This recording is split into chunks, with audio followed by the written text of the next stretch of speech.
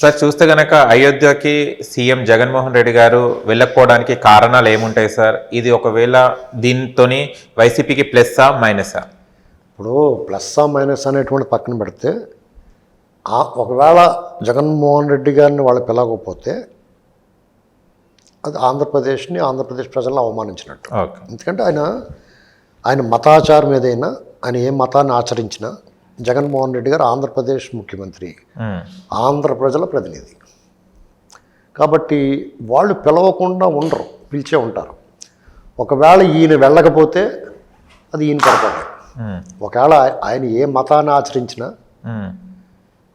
ఆయన ఆంధ్ర ప్రజల ప్రతినిధిగా వెళ్ళాలి.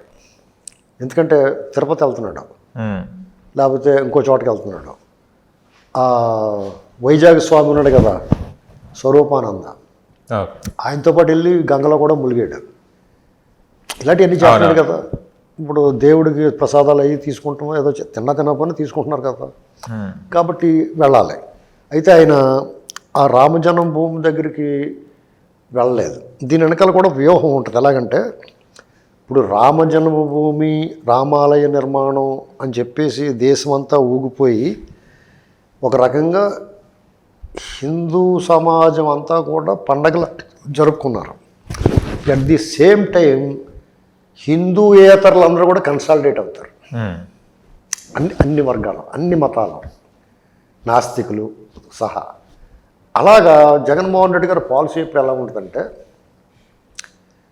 హ్యాటర్స్ కమ్యూనిటీని కన్సాలిడేట్ చేస్తాడు. హ్యాటర్స్ కమ్యూనిటీ అంటారు దాన్ని. అంటే ఇక్కడ మీరు ఉన్నారు, మీ ఆఫీసులో మీరంటే పడినోళ్ళు అందరితోటి మీరంటే నచ్చి వాళ్ళు ఉంటారు, విడివిడిగా ఉంటారు. మీరంటే నచ్చుతారు కానీ మీ వెనకాల నడవరాళ్ళు. కానీ మీరు నచ్చని వాళ్ళు ఎవరన్నా ఆ నచ్చని వాళ్ళకి లీడ్ చేస్తే వాళ్ళు వెనకాల ఉంటారు. వాళ్ళు అంటే మీ సెల్లంగి పెట్టడానికి, మీ సీటుకి ఎత్త పెట్టడానికి రెడీగా ఉంటారు. అలాగా ఒక హ్యాటర్స్ కమ్యూనిటీని ఈ దేశంలోనే రెడీ చేశారు. జగన్మోహన్ రెడ్డి గారు కూడా అది ఫాలో అవుతాడు. ఎలాగంటే గత ఎన్నికల్లో సామాజిక వర్గాన్ని బూచిగా చూపించి వాళ్ళని వ్యతిరేకించే వాళ్ళందరినీ ఒక కన్సాలిడేట్ చేసుకున్నాడు. అలాగే ఇప్పుడు హిందూయేతరులందరూ అతని వెనకాల ఉండేలాగా చూడు జగన్మోహన్ రెడ్డి గారు వెళ్ళలేదు, చంద్రబాబు గారు వెళ్ళిపోయాడు అన్న ఒక లుక్ తీసుకురావడానికి కూడా అయి ఉండొచ్చు. ఇప్పుడు జగన్మోహన్ రెడ్డి గారికి హేటర్స్ ఎవరై ఉండొచ్చు సార్ మీ అంచనా ప్రకారం? జగన్ రెడ్డి గారికి హేటర్స్ ఎవరు? Total haters community. Jagan Reddy గారిని కమ్యూనిటీ. ఓకే, హ్యాటర్స్ కమ్యూనిటీ అంటే దాన్ని ఏంటంటారంటే ఇండైరెక్ట్ గా మంచి ఉంటూ వెనకాల ద్వేషించే కూటమి వాళ్ళకి.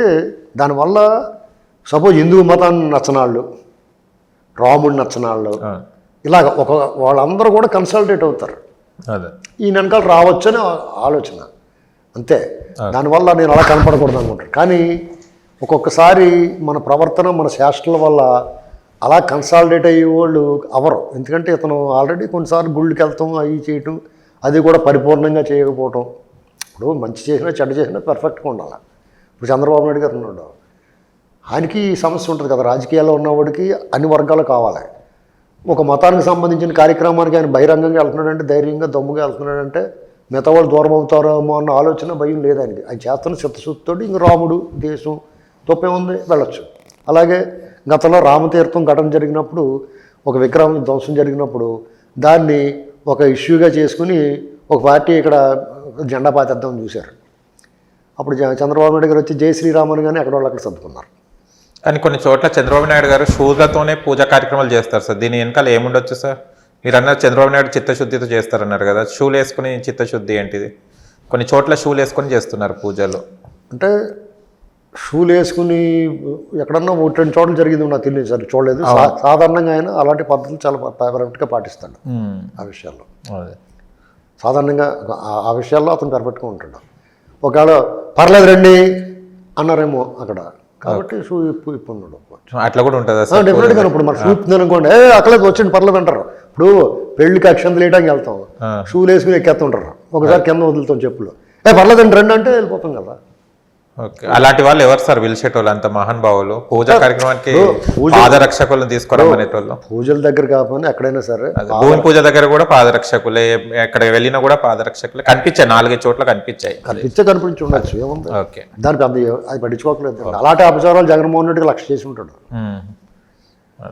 అసలు ఆయన క్రైస్తవ ఆరాధన కూడా ఈ పని చేయడమే తప్పు కదా.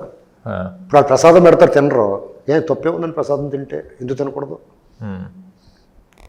ఇక అది వాళ్ళ ఆచారం, అది ఆచారం ఏంటి? తిండి దగ్గర దేవుడు ఏంటండి? అన్నం పరబ్రహ్మ స్వరూపం కదా, అక్కడే తప్పు. ఓకే. ఇప్పుడు మా దగ్గర పని వాళ్ళు ఉంటారు కొంతమంది, కొంతమంది మా ఇంట్లో భోజనం చేయట్లేదు, ఏదైనా పూజ కార్యక్రమం చేస్తే వాళ్ళు ఆకలితో పని చేస్తారు. అన్నం తిన్నా పెట్టరా అంటే తిన్నానండి ఇంటికి వెళ్ళి అన్నాడు. బుద్ధి పెట్టరా ఇక్కడ ఉండగా ఇంటికి వెళ్ళి ఏం తినకూడదండి అన్నాడు. తప్పు కదా అది. అదేం పాపం చేసింది? వాళ్ళు ఏమైనా పవిత్రంగా ఉన్నారా పైనుంచి కిందకే? వాళ్ళు స్నానం చేసి వస్తారా? ఇలా మాట్లాడితే మతాల మధ్య గొడవలు వస్తాయి. కాబట్టి వాళ్ళు మూసుకోవాలి, మనం మూసుకోవాలి. ఇలాంటి షూ వేసుకున్నాడు ఇలాంటి మాటలు వాళ్ళు మాట్లాడితే, ఇలా మాట్లాడితే మళ్ళీ గొడవలు వస్తాయి. కాబట్టి వాళ్ళు మూసుకుంటే మనం మూసుకోవచ్చు.